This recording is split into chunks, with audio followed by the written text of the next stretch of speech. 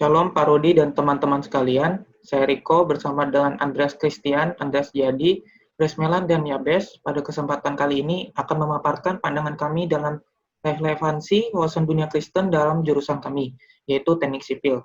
Next. Nah, yang pertama adalah wawasan dunia Kristen 1, di mana membahas tentang creation atau penciptaan. Next. Topik yang kami pilih untuk wawasan dunia Kristen 1 adalah wawasan dunia Kristen. Jadi, sebelum masuk ke dalam pemahaman wawasan dunia Kristen, kita perlu mengetahui terlebih dahulu apa itu wawasan dunia. Wawasan dunia itu adalah kerangka kepercayaan dasar seseorang tentang segala hal di mana hal itu membentuk cara seseorang untuk berpikir, untuk berkata-kata, dan juga untuk bertindak.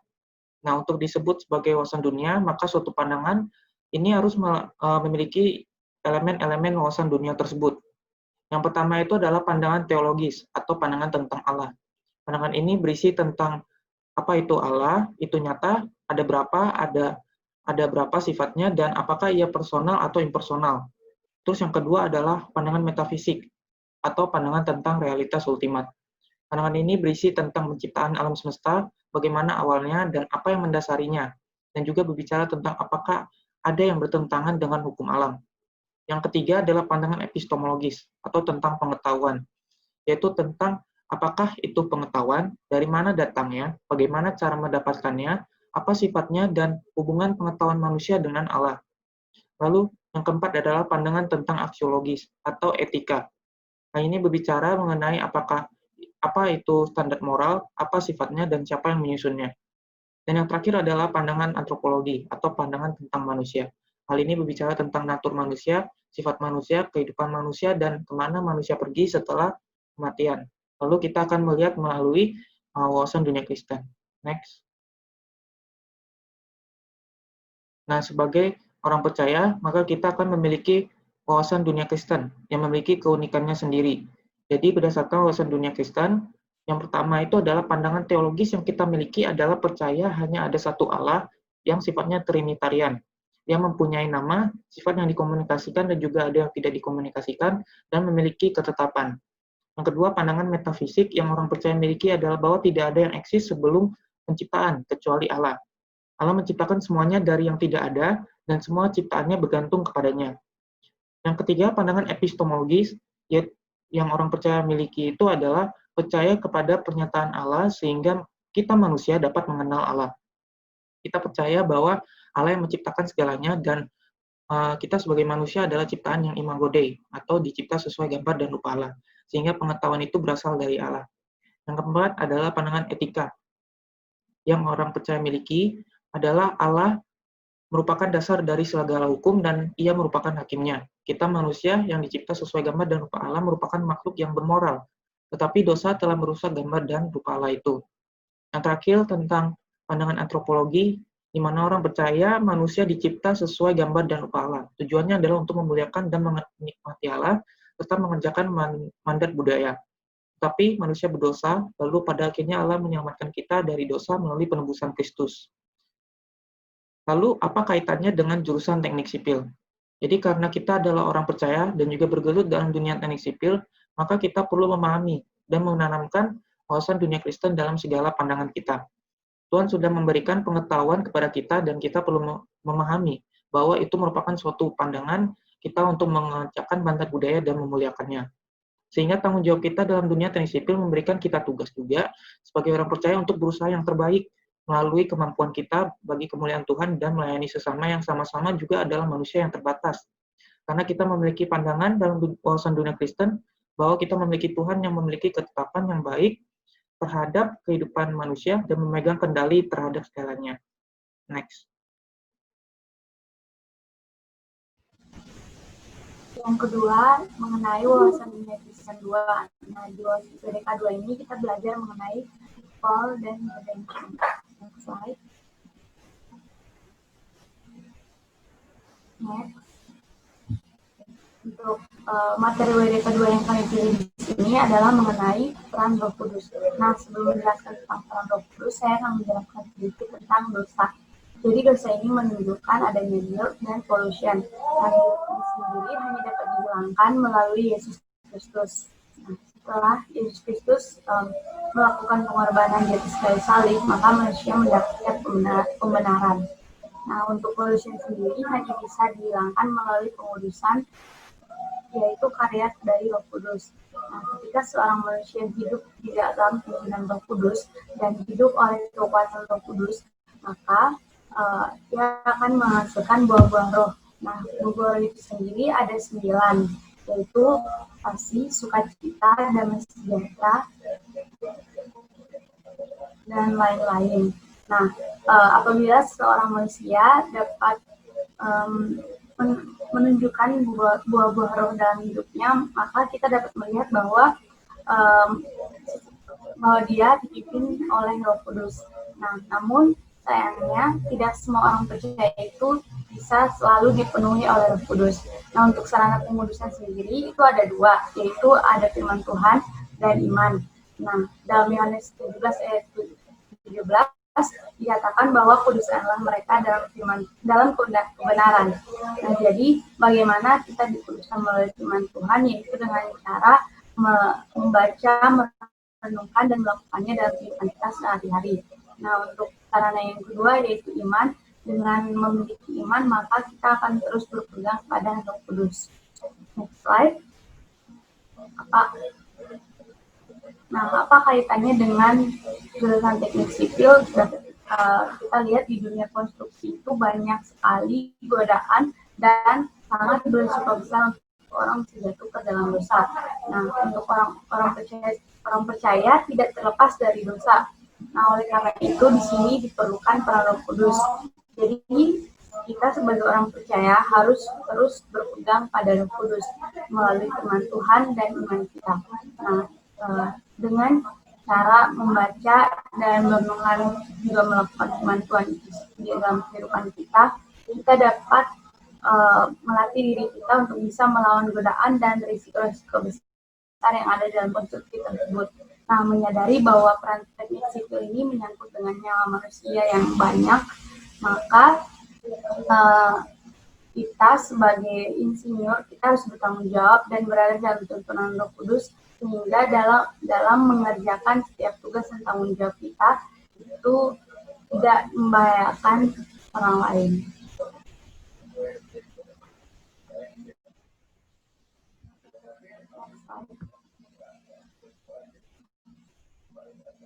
Kemudian yang ketiga tentang materi wawasan dunia Kristen ketiga. Di sini kami akan membahas tentang salah satu dari narasi besar Alkitab, yaitu bagian terakhir, yakni consummation atau penyempurnaan. Next. Penyempurnaan itu akan terjadi ketika Kristus datang untuk kedua kalinya ke dunia ini. Nah, ketika kedatangan Kristus kedua kali itu tidak ada satu orang pun di dunia ini yang tahu. Baik saya maupun pemuka agama seperti pendeta pun tidak tahu. Yang tahu jelas kedatangannya kapan itu hanya Allah Bapa sendiri. Tetapi satu hal yang perlu kita percaya, bahwa Dia pasti akan datang kembali. Kedatangannya yang kedua kali akan membawa kita ke dalam kekekalan, antara mati kekal atau hidup kekal bersamanya. Yang mati kekal karena tidak mau percaya kepadanya dan tidak menganggap dirinya sebagai juru selamat pribadi mereka. Sebaliknya, yang masuk ke dalam kehidupan kekal bersamanya adalah orang yang percaya kepada Yesus dan mau menganggap Tuhan Yesus sebagai juru selamat pribadi mereka. Karena kedatangannya yang kita tidak tahu kapan, maka kita perlu bersiap-siap untuk dan berjaga-jaga agar ketika kedatangannya kita didapatinya tetap setia kepadanya sehingga bisa memperoleh kehidupan kekal yang akan diberikan olehnya. Cara-cara tersebut dapat kita lakukan dengan yang pertama, belajar hidup kudus sebagaimana yang tertulis di dalam Alkitab. Kita membaca, merenungkan firman-Nya dan melakukan firman-Nya sesuai dengan yang ada di dalam Alkitab. Yang kedua, tidak sembarang menghakimi orang lain, karena penghakiman atau hak untuk menghakimi itu merupakan hak dari Allah sendiri. Kita manusia tidak sempurna dalam melakukan hal tersebut karena kita berdosa. Yang ketiga, terus bertanggung jawab dan setia akan tugas yang kita jalani saat ini, baik itu sebagai dosen maupun sebagai mahasiswa. Kita melakukan tugas yang kita jalani sekarang ini dengan baik dan benar. Karena kedatangan Yesus juga yang kita tidak tahu, maka seringkali pengharapan akan kedatangannya yang kedua kali itu menjadi hilang di antara kehidupan orang-orang Kristen.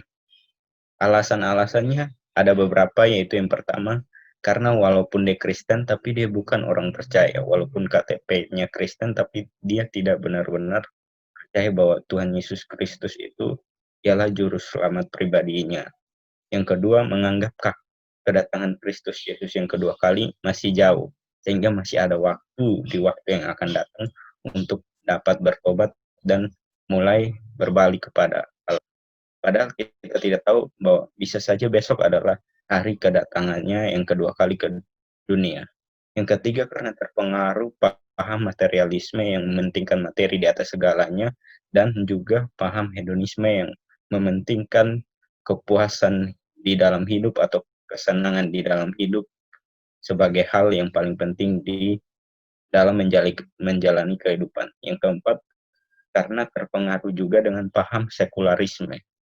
Nah, kesesatan yang sering ada di dalam pikiran orang-orang yang sedang menanti kedatangan Kristus yang kedua kali itu ada 3. Yang pertama, tidak berjaga-jaga karena menganggap kedatangannya masih lama. Ini seperti yang sudah saya sebutkan tadi, bahwa karena mereka menganggap kedatangannya yang kedua kali masih lama, sehingga masih ada waktu di masa yang akan datang untuk mereka bisa bertobat. Padahal bisa saja tidak demikian. Yang kedua, yang lebih sesat lagi, mereka mencoba menghitung-hitung tanggal kedatangannya. Padahal Alkitab sendiri sudah menyebutkan bahwa tidak ada satu orang pun di dunia ini yang tahu tentang tanggal kedatangannya. Hanya Allah sendiri yang tahu. Kita manusia yang memiliki pikiran yang terbatas mencoba untuk memahami sesuatu karya Tuhan yang tidak terbatas. Ini merupakan suatu kesesatan. Yang ketiga, bahkan memastikan tanggal kedatangannya sehingga tidak bekerja dan melakukan hal-hal yang tidak berguna. Jadi mereka memastikan tanggal kedatangan Tuhan secara pasti dan mereka mulai menunggu di dalam diam tanpa berbuat apa. Next. Nah, bagaimana kaitannya antara materi ini dengan kita sebagai mahasiswa di teknik sipil maupun nanti yang akan menjadi praktisi dan ahli di dunia konstruksi? Yang pertama, ketika kita menyadari bahwa Kristus pasti datang, maka kita menyadari bahwa tanggung jawab kita saat ini itu sangatlah harus kita lakukan dengan maksimal. Jadi ketika misalnya dalam melakukan pembangunan infrastruktur dan di dalamnya kita ditugaskan untuk baik di perencanaan ataupun pelaksanaan, itu kita dapat melakukan yang terbaik sehingga tidak terjadi kegagalan dan mengambil atau merenggut nyawa banyak orang. Nah, dari sini kita bisa lihat bahwa tanggung jawab kita atau cara kita di dalam menjalani kehidupan kita di dunia konstruksi ini sangat penting karena menyangkut nyawa banyak orang. Kemudian ketika kita tahu juga bahwa Yesus pasti akan datang untuk kedua kalinya, kita berusaha yang terbaik untuk memuliakan nama Tuhan selama penantian kita di sini, agar suatu saat nanti ketika dia datang, kita boleh menjadi orang yang dipilihnya. Jadi kita bukan melakukan tugas kita untuk mengajar materi ataupun hal-hal duniawi, tapi semata-mata sebagai ungkapan syukur kita kepada Tuhan atas berkat dan anugerahnya yang telah Tuhan berikan kepada kita masing-masing. Kemudian yang terakhir, kita dengan tahu bahwa Tuhan Yesus juga pasti datang, itu kita akan tersadar dan kita mau menjadikan diri kita untuk sebagai saluran berkat bagi orang lain melalui pengetahuan dan hasil karya kita kita memberikan wujud nyata kuasa Tuhan. Jadi melalui bangunan-bangunan atau infrastruktur yang kita bangun itu dapat dimanfaatkan oleh masyarakat luas. Next. Nah, berikut ini tantangan. Apa saja tantangan yang kami hadapi dalam bidang kami yang kami geluti, ya, terutama di bidang teknik sipil. Jadi yang pertama itu, tantangannya, kami sebagai manusia masih hidup dalam dosa. Nah, memang dari kecil sudah diajarkan tentang apa yang benar dan apa yang salah. Namun, dalam perkembangan kita, tidak jarang kita melihat banyak yang melakukan kesalahan. Dan yang namanya dosa itu pastinya menarik buat kita. Sehingga menjerat kita, dan itu membuat suatu hal terlihat mudah, aman, dan menyenangkan. Dan yang namanya menyenangkan pasti kita suka, dan saat kita nyaman, hal itu sulit dilepaskan. Nah, yang kedua ini adalah kalau sebuah dosa itu adalah hal wajar yang untuk dilakukan. Misalnya di sini adalah hal kecurangan dan kelalaian. Pastinya kita sering berpikir, banyak orang yang melakukannya, tapi kenapa kita tidak? Nah, hal ini yang membuat kita terpancing untuk melakukan hal-hal dosa tersebut. Selain itu, kita juga pasti berpikir bahwa orang itu mendapat konsekuensinya kecil, bahkan tidak besar, sehingga jika kita melakukannya, pasti tidak apa-apa juga.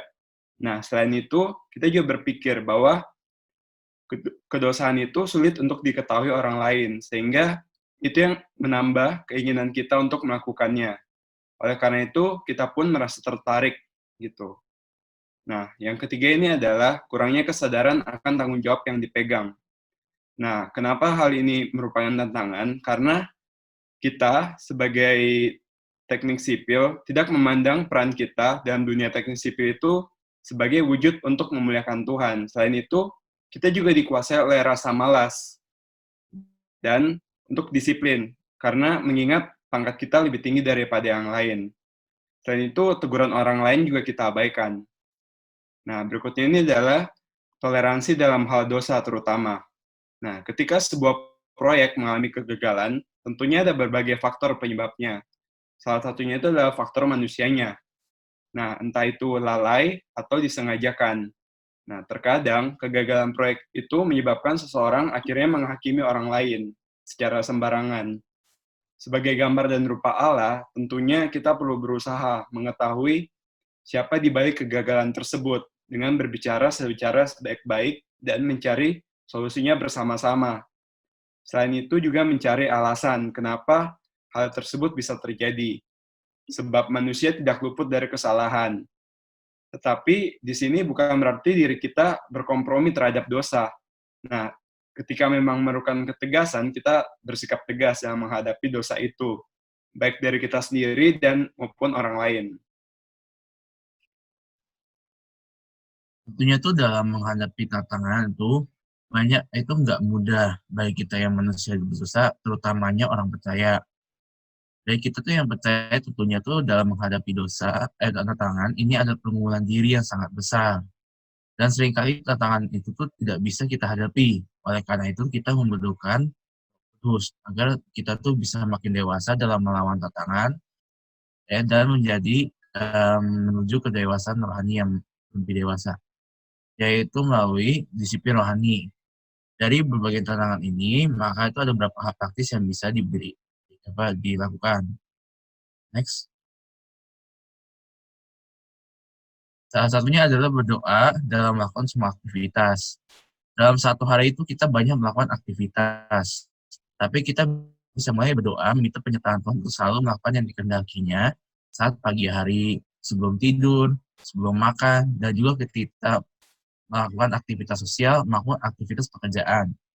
Dalam doa juga kita berusaha untuk mengucapkan terima kasih kepada Tuhan atas apa yang Ia telah berikan dalam kehidupan kita selama sehari. Tujuannya adalah agar kita dapat mengetahui bahwa Ia sangat peduli dan melindungi kita. Dengan begitu, kita bisa terhindar dari keinginan untuk korupsi karena kita tahu bahwa Tuhan selalu mencukupkan. Next. Yang lainnya adalah mengevaluasi diri. Tujuannya untuk mengetahui apa saja dosa yang paling rentan untuk kita lakukan. Kemudian ambil satu dan mencoba untuk melawannya ketika godaan tersebut terjadi. Misalnya, di dalam kehidupan sipil, ketika dalam mengerjakan tanggung jawab kita dalam posisi apapun, baik itu perencanaan hingga pelaksanaan, kita memiliki kekurangan tentang ketepatan waktu. Maka dari itu, kelalaian itu kita coba melawannya dengan memasang misalkan alarm di setiap aktivitas yang penting dan berkomitmen yang untuk yang lebih sungguh lagi. Sungguh tidak mudah untuk seringkali gagal. Tetapi kegagalan tersebut akan semakin sedikit jika kita terus berkomitmen. 1000 kali tadi, tapi ada satu kali mau bangkit. Kegagalan atau kejatuhan yang kita alami akan kita pandang secara positif sebagai pembelajaran untuk menjadikan hidup kita yang lebih baik lagi dalam menjalani kehidupan ke depannya. Next. Hal lainnya adalah merenungkan firman Tuhan. Dengan merenungkan firman Tuhan itu kita bisa belajar tentang keinginan Tuhan dalam hidup kita. Tidak hanya itu, dengan merenungkan firman Tuhan kita juga belajar untuk bagaimana menyenangkan hati Tuhan dan mengetahui hukum-hukumnya yang telah ditetapkan. Mengetahui hukum-hukum itu sangat penting karena dengan ini kita bisa tahu apa yang boleh dan tidak. Tidak hanya itu, dengan merenungkan firman Tuhan kita bisa mengetahui keindahan-keindahan karya Tuhan di kehidupan kita maupun dari apa yang ada di dunia, sehingga kita bisa bersyukur dan terbangun rasa ingin untuk menyenangi Tuhan melalui rasa syukur itu. Next.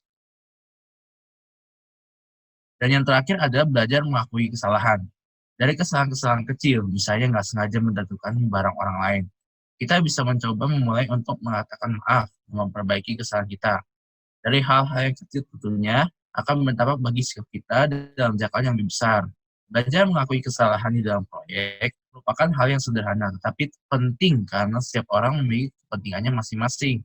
Dan terkadang ada orang lain yang ingin menjatuhkan kita. Dengan kita mulai mengakui kesalahan kita dapat menunjukkan bahwa diri kita tulus dan dapat dipercayai, karena mereka tahu bahwa kita dapat mengakui kesalahan kita. Next. Sekian dari kami, terima kasih.